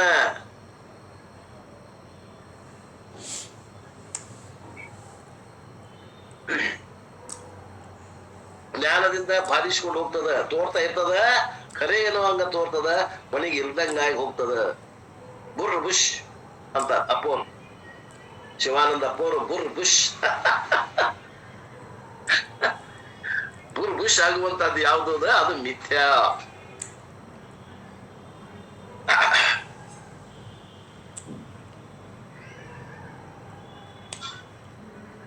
Matter doesn't have any substantial existence of its own. ಈ ಪ್ರಕೃತಿಗೆ, ಈ ಜಡವಾದ ಪ್ರಪಂಚಕ್ಕ ತನ್ನದೇ ಆದಂತಹ ಅಸ್ತಿತ್ವ ಇಲ್ಲ.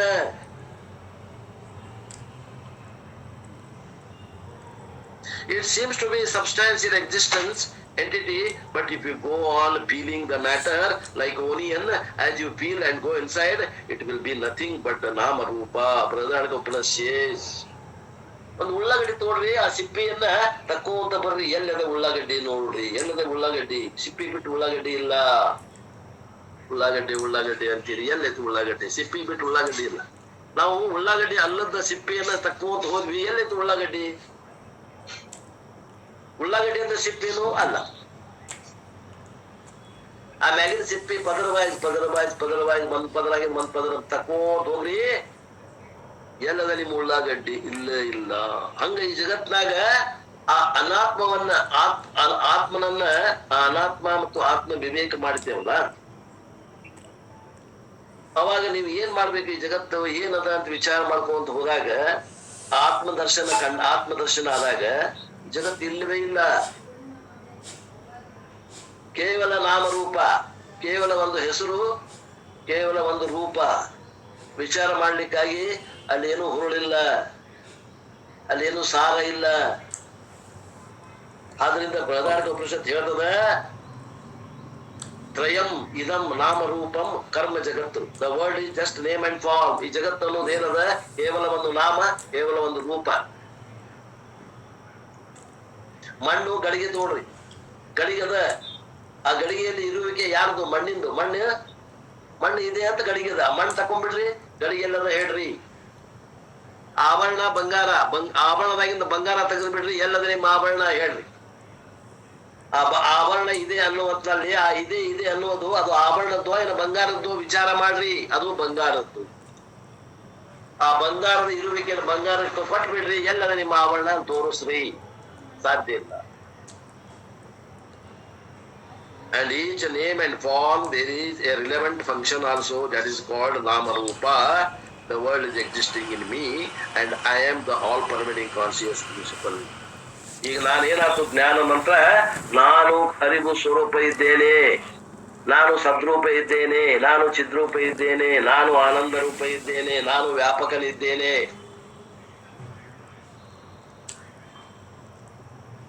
ಈ ಜಗತ್ತು ನನ್ನಲ್ಲಿ ಇದೆ ಅಂತೇನೀಗ ಇಷ್ಟು ಫರಕ್ ಆತ್ ನೋಡ್ರಿ. Thus I have to receive, I have to be convinced. ಇದ್ರ ಅನುಭವ ನಮ್ಗ ಹೌದು ಅನ್ಸ್ಬೇಕು, ಪಟಾಯಿಸ್ಬೇಕು ಮನಸ್ಸಿಗೆ.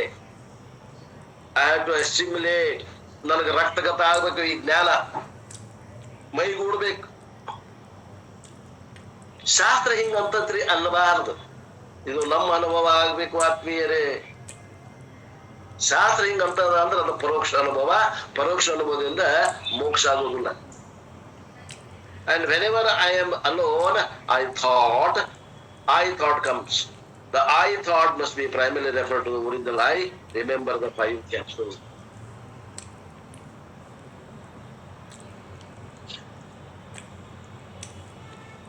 Let me finish that. What is the 5 capsules of Vedanta?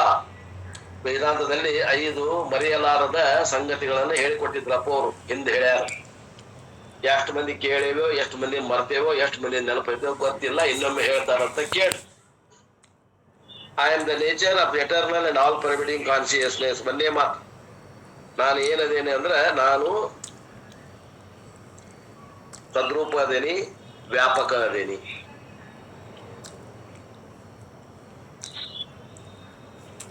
ಎರಡನೇ ಮಾತು ಏನು, ನಾನು ಆನಂದದ ಸ್ವರೂಪವೇ ಇದ್ದೇನೆ. ಆನಂದ ಅನ್ನುವಂಥದ್ದು ನನ್ನಿಂದ ಹೊರುವಂಥದ್ದು, ಎಲ್ಲಿನೂ ಇಲ್ಲ.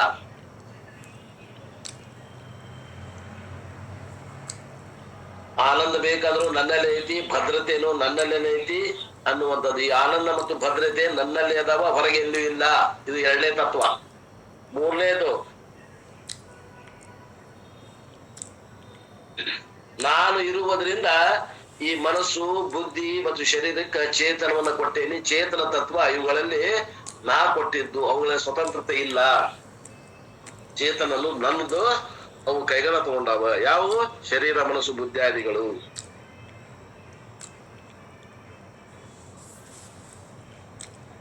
ಬ್ರೇಕ್ ತಗೊಳ್ರಿ. I am never affected by any event that happens in the material world. ಈ ನಾಮರೂಪಾತ್ಮಕವಾದ ಜಗತ್ತಿನಲ್ಲಿ ಏನೋ ಘಟನೆ ಆದ್ರೂ ಕೂಡ ಅದರಿಂದ ನಾನು ಅಬಾಧಿತನಾಗಿರುತ್ತೇನೆ. ನಾ ಯಾವಾಗಲೂ ಅಬಾಧಿತನಾಗಿರುತ್ತೇನೆ.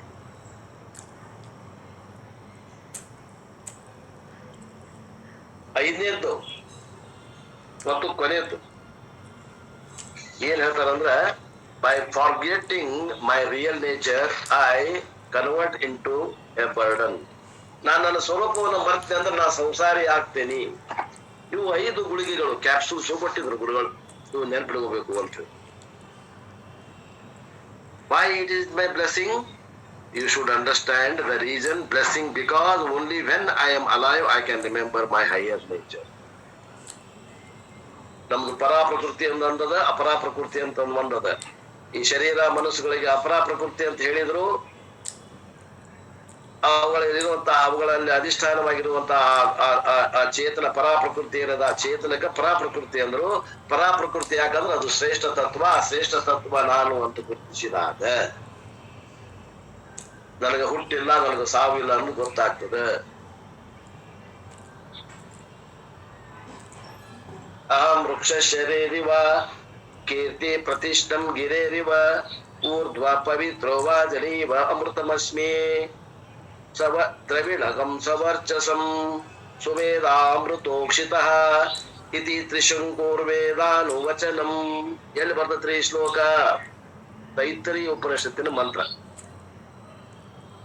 ಅದನ್ನ ನಾವು ಇನ್ನು ಮುಂದೆ ನೋಡೋರದೇವಿ. ಬಹಳ ಚೆನ್ನಾಗಿ, ಅದು ಬಹಳ ಬೆಸ್ಟ್ ಉಪನಿಷತ್ತು. ಅದನ್ನು ನಾವು 3 ಅಥವಾ 4ನೇ ನಂಬರ್ಗೆ ನೋಡೋರದೇವಿ. ಈಗ ನಾವು ನೋಡ್ತಾ ಇರೋದು ಮೊದಲನೇ ಉಪನಿಷತ್ತು, ಮುಂಡಕ ಉಪನಿಷತ್ತು. Let us know how to claim our glory. ನನ್ನ ಮಹಿಮೆಯನ್ನ ನಾವು ಹೆಂಗ, ಇದು ಆತ್ಮತತ್ವವನ್ನು ತಿಳ್ಕೊಂಡವ ತನ್ನ ಮಹಿಮೆ ಹೆಂಗ ಅದ ಅಂತ ಹೇಳ್ತಾನ ಅನ್ನೋದಕ್ಕ ಈ ಮಂತ್ರ ಹೇಳ್ತದ, ಉಪನಿಷತ್ ಹೇಳ್ತದ. ಇಲ್ಲಿ how should I learn to claim the glory of atma. ಆತ್ಮತತ್ವದ ಅರಿವಿಕೆಯಿಂದ ಆದಂತ ಮಹಿಮೆಯನ್ನ ಇಲ್ಲಿ ಈ ಶ್ಲೋಕದಲ್ಲಿ ವರ್ಣನೆ ಮಾಡಾರ. There are so many mantras which deal with claiming our glory. This is called Vedanta Vijnana Sunishchitartha. ಯಾರು ವೇದಾಂತದ ಅರ್ಥವನ್ನ ಚೆನ್ನಾಗಿ ತಿಳ್ಕೊಂಡಿದಾರೋ ಅವರ ಮಹಿಮೆಯನ್ನ ಕೆಲವೊಂದು ಹೇಳುವಂತ ಶ್ಲೋಕಗಳು ಉಪನಿಷತ್ತುಗಳಲ್ಲಿ ಬಹಳ ಅದಾವ. Sunishchitam means the 5 capsules are internalized. All worry time are converted into 5 capsules. Meditation time, this is the Jnanam. Sanchitam means well assimilated in the message of Vedanta. And what will happen to them? Go to the 4th line. Paramarthaha, they will become Brahman even while alive. ಜ್ಞಾನ ಹೊಂದಿದಾಗ ಏನಾಗ್ತೈತೆ ಅಂದ್ರೆ ಇವು ಶರೀರಧಾರಿ ಇದ್ದಾಗ ಅವರು ಬ್ರಹ್ಮಜ್ಞಾನಿಗಳಾಗ್ತಾರೆ, ಪರಮಾತ್ಮ ಸ್ವರೂಪರಾಗ್ತಾರೆ. ಯಾವಾಗ? ಈ ಶರೀರದಾಗ ಜೀವಂತ ಇದ್ದಾಗ. ಬ್ರಹ್ಮಭೂತ ಪರಂ ಅಮೃತಂ ಮೀನ್ಸ್ ಅಬ್ಸಲ್ಯೂಟ್ಲಿ ಇಮ್ಮೋರ್ಟಲ್. ಅಬ್ಸಲ್ಯೂಟ್ಲಿ ಇಮ್ಮೋರ್ಟಲ್ ಅಂದ್ರೆ ನಿಜವಾದ ಅಮರತ್ವವನ್ನು ಹೊಂತಾರ್ರಿ. ಈ ಜ್ಞಾನವನ್ನ ಪಡೆದಂತಹ ಜ್ಞಾನಿಗಳು ನಿಜವಾದ ಅಮರತ್ವವನ್ನು ಹೊಂತಾರ. ಅಲ್ರಿ, ಅವ್ರು ಸಾಯುವುದಿಲ್ಲೇನ್ರಿ? ಸಾಯುವುದಿಲ್ರಿ ಅವ್ರ? ಹೌದ್ರಿ, ಹೌದು. ಶರೀರ ಸಾಯ್ತದ, ಆತ್ಮ ಸಾಯಂಗಿಲ್ಲ. Why do you say absolutely immortal? Devas are described relatively immortal. One of the name of Devas, they say they are also immortal, but their immortality is not a real one. ದೇವತೆಗಳಿಗೆ ಸಾವು ಐತಿ ಅಂತ ಹೇಳ್ತೀರಿ ನೀವು, ನಮಗ ಜ್ಞಾನ ಆದವ್ರಿಗೆ ಸಾವಿಲ್ಲ ಅಂತಿರಲ್ಲ, ಏನ್ರಿ ಅಂತಂದ್ರ ರಿಲೇಟಿವ್ಲಿ ಇಮ್ಮೋರ್ಟಲ್. ದೇವತೆಗಳು ಕೂಡ ಸಾಪೇಕ್ಷಿಕವಾದಂತ ಮರಣವನ್ನ ಗೆದ್ದಾರ. ನಿರಪೇಕ್ಷಿಕವಾದ ಮರಣವನ್ನ ಗೆದ್ದವರು ಯಾರು ಅಂದ್ರೆ ಜ್ಞಾನಿ. ಅವ ದೇವತೆಗಳಿಗಿಂತ ಹೆಚ್ಚಿನ ಒಂದು ಸ್ಥಾನವನ್ನು ಹೊಂತಾನೆ. Living for a long time. ಅಲ್ಲಿ ದೇವತೆಗಳಿಗೆ ಏನಂತೇವಿ, ಬಹಳ ಕಾಲ ಬದುಕ್ತಾರಂತ ಕೊಂಡು ಅವ್ರಿಗೆ ನಾವು ಅಮರರು ಅಂದೇವಿ. ಬಹಳ ಕಾಲ ಬದುಕ್ತಾರಂತಂದ್ರೆ ಅವ್ರು ಇಲ್ದಂಗ ಒಂದು ದಿವಸ ಅವರು ಏನಾಗ್ತದ, ಮರಣವನ್ನು ಹೊಂತಾರಲ್ಲೇ. ದೇವತೆಗಳಿಗೆ ಮರಣ ಅದ, ಆದ್ರೆ ಆತ್ಮಜ್ಞಾನಿಗೆ ಮರಣ ಇಲ್ಲ. ಜ್ಞಾನಿ ಈಸ್ ಅಬ್ಸಲ್ಯೂಟ್ಲಿ ಇಮ್ಮೋರ್ಟಲ್. ಜ್ಞಾನಿ ಮಾತ್ರ ನಿಜವಾಗಿ ಅಮರತ್ವ ಅನ್ನೋದು ಶಬ್ದಕ್ಕ ಅವ ಯೋಗ್ಯ ಅದಾನ. ಇವನ್ ವೈಲ್ ಲಿವಿಂಗ್, ಅವ ಬದುಕಿದಾಗೂ ಕೂಡ. ಬಿಕಾಸ್ ಈ claims I am not A mortal body. ನಾನು ಈ ಶರೀರ ಅಲ್ಲ ಅಂತ ಅವ ಗುರುತಿಸ್ಬಿಟ್ಟಾನ. ಶರೀರಕ್ಕೆ ಮರಣ ಅದ. ಐ ಆಮ್ ಇಮ್ಮೋರ್ಟಲ್ ಆತ್ಮ. ಆತ್ಮ ಸ್ವರೂಪದಿಂದ ನಾನು ಅಮರನೇ ಇದ್ದೇನೆ. ಆದ್ದರಿಂದ ಜೀವನ್ ಮುಕ್ತಿ is claiming immortality of myself and accepting the mortality of what? Claiming the immortality of myself and accepting the mortality of the body is called Jeevan ಮುಕ್ತಿ. ಏನ್ ಜೀವನ್ ಮುಕ್ತಿ ಅಂದ್ರ, ಆತ್ಮ ದೃಷ್ಟಿಯಿಂದ ನಾನು ಸಾಯುವುದಿಲ್ಲ, ಶರೀರ ದೃಷ್ಟಿಯಿಂದ ಪ್ರಾರಬ್ಧ ಅನುಸಾರ ನಾನು ಇರುವುದಿಲ್ಲ ಅಂತ ತಿಳಿಯುವುದಕ್ಕೆ ಏನಂತಾರ ಜೀವನ ಮುಕ್ತಿ. ಜೀವನ ಮುಕ್ತಿ ತಿಳ್ಕೊಡ್ರಿ, ಡೆಫಿನೇಷನ್ ಹೆಂಗ ನೋಡ್ರಿ. ದೇ ಆರ್ ಗಾಡ್ ಪಾರಮಾರ್ಥಿಕ ಬ್ರಹ್ಮಭೂತ. ದೇ ಆರ್ ಕಾಲ್ಡ್ ಜೀವನ್ ಮುಕ್ತ. ಅವ್ರಿಗೆ ಅನ್ಬೇಕು ಜೀವನ್ ಮುಕ್ತರು. ಹ್ಯಾವಿಂಗ್ ಬೀನ್ ಜೀವನ್ ಮುಕ್ತ ಫಾರ್ ಸಮ್ ಟೈಮ್, ಪ್ರಾರಬ್ಧ ಇರೋ ಮಠ ಜೀವನ್ ಮುಕ್ತಿ ವಿಲಕ್ಷಣ ಆನಂದವನ್ನು ಅನುಭವಿಸಿ, and as law prarabdha karma permits them, that is why coming to Vedanta early has got an advantage. What is the advantage? You have longer Jeevan ಮುಕ್ತಿ. ಆದ್ರಿಂದ ಈ ಒಂದು ಶ್ರವಣ ಮನನ ನಿಧಿಧ್ಯಾಸನ ಅಂತ ಅನ್ನುವಂಥದ್ದು ಏನು ಒಂದು ಇದು ವೇದಾಂತದ, ಈ ವೇದಾಂತಕ್ಕೆ ಸ್ವಲ್ಪ ಸಣ್ಣ ವಯಸ್ಸಿನಾಗ ಬಂದ್ರೆ ಬಹಳ ಲಾಭ ಅದ. ಸಣ್ಣ ವಯಸ್ಸಿನಾಗ ಬರ್ಬೇಕು ಅಂದ್ರೆ ಜೀವನ್ ಮುಕ್ತಿ ಅವಧಿ ಹೆಚ್ಚಿಗೆ ಆಗ್ತದ. ಪ್ರಾರಬ್ಧ ಮುಗಿತಂದ್ರೆ ಮುಗಿದು ಹೋತು ಜೀವನ್ ಮುಕ್ತಿ ವಿಲಕ್ಷಣ ಆನಂದ. ಆದ್ರಿಂದ ಜೀವನ್ ಮುಕ್ತಿ ಅವಧಿ ಹೆಚ್ಚಿಗೆ ಆಗ್ಬೇಕಂದ್ರೆ ಈ ನಾವು ಶ್ರವಣ ಮನನ ನಿಧಿಧ್ಯಾಸನ ಜ್ಞಾನ ಸಾಧನೆಗೆ ಅಗದಿ ಚಿಕ್ಕ ವಯಸ್ಸಿನಾಗ ಬರಬೇಕು. You will get ಜ್ಞಾನಂ in ICU and die immediately. What is the benefit? ಈ ಕೆಲವು ಮಂದಿ 70-80 ವಯಸ್ಸಿಗೆ ಬರ್ತಾರ ಜ್ಞಾನಕ್ಕೆ, ಅಲ್ಲಿ ಜ್ಞಾನ ಏನೋ ಆಗ್ತದ, ICUದಾಗ ಇರ್ತಾರ, ಸತ್ತು ಹೋಗ್ಬಿಡ್ತಾರೆ. ಏನಾಗ್ತದೆ ಲಾಭ? ಜೀವನ್ ಮುಕ್ತಿ ವಿಲಕ್ಷಣ ಆನಂದ ಆಗೋದಿಲ್ಲ. ಮುಕ್ತನ ಅವರು ಮುಕ್ತನಲ್ಲ ಅಂತಲ್ಲ, ಜೀವನ್ ಮುಕ್ತಿ ವಿಲಕ್ಷಣ ಆನಂದಕ್ಕೆ ಟೈಮ್ ಹೆಚ್ಚಿಗೆ ಸಿಗಬೇಕು ಅಂದ್ರೆ ಸಣ್ಣ ವಯಸ್ಸಿಗೆ ನೀವು ಜ್ಞಾನ ಸಾಧನೆಗೆ ಬರಬೇಕು. Therefore, getting ಜ್ಞಾನಂ at an early age is advantageous. So, having enjoyed a Jivan Mukti at the end of Prarabdha, what will happen to them? They Parantakale, I told you now, Parantakala is the final death of a Jnani Jivaha Videya Mukti Kale. Parantakale ಅಂದ್ರೆ ಆ ಜ್ಞಾನಿ ಏನದ, ಆ ಜ್ಞಾನಿಗೂ ಕೊನೆಯ ಸಾವು. ಅಲ್ಲಿ ಮಠ ಸಾವು ಹೆಂಗಿದ್ದು ಅಂದ್ರೆ ಹುಟ್ಲಿಕ್ಕೆ ಸಾಯ್ತಿದ್ದ, ಸಾಯ್ದ ಸಾಯ್ತಿದ್ದ ಹುಟ್ಲಿಕ್ಕೆ, ಹುಟ್ಟಿದ ಯಾಕ ಸಾಯ್ಲಿಕ್ಕೆ. ಈಗ ಸಾಯ್ತಾನೆ ಯಾಕಂದ್ರೆ ಇನ್ನೊಮ್ಮೆ ಹುಟ್ಟಿ ಬರ್ಲಿಕ್ಕೆ ಸಾಯ್ತಾ ಇದ್ದಾನೆ. ಆದ್ದರಿಂದ ಪರಾಂತಕ. ಬ್ರಹ್ಮಲೋಕೇಶು ಬಹಳ ಟೈಮ್ ಆಗ್ತದೆ. ಇನ್ನೊಂದು ಲೈನ್ ಐತಿ, ಬ್ರಹ್ಮಲೋಕೇಶು. Here we have to carefully note, Shankaracharya takes the word Brahmaloka in a special meaning, not Brahmaloka, which is the 7th higher world. That meaning should not be taken here because we are talking about Upasaka. Upasaka will go to Brahmaloka, but the context is Jnani. Brahmaloka should be translated as Brahma Chaitanyam. Brahmalokeshu means Brahma Chaitanyam. Parimuchanti sarve. They will get merged into Brahman or Ishvara, which is called Videha Mukti.